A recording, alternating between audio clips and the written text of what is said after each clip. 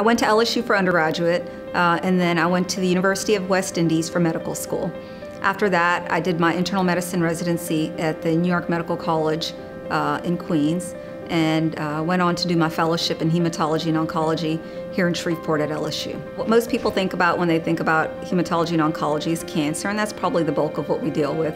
But even within the cancer realm, we're dealing with patients that may have early stage cancers that we see and may or may not treat with chemotherapy, and after that we just follow them periodically for surveillance. And then on the hematology side of things, we deal with things like anemias, other blood disorders that aren't necessarily cancers.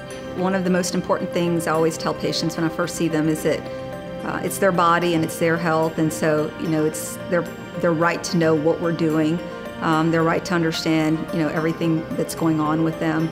I don't ever hold anything back when it comes to giving them reports in terms of what their scans showed or what the biopsy shows, what the prognosis is if that's what they want to know.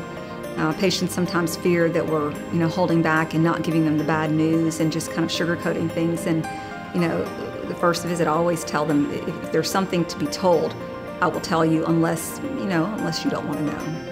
I think our clinic here is like none other in town. I think we've got state-of-the-art treatment, state-of-the-art equipment, the latest clinical trials that we're following, the latest data. And not only are you getting the best care, but I think it's also personalized care. It's not about numbers. People think that they can't go through the chemotherapy or can't fight, or the cancer comes back and they can't do it again, but the strength within them, is unbelievable when you're pushed to the limits what your body and your mind will allow you to do.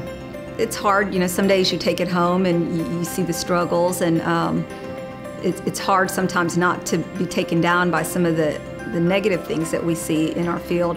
When you see these people fighting like this, it makes it all worth it, and it makes me want to do my best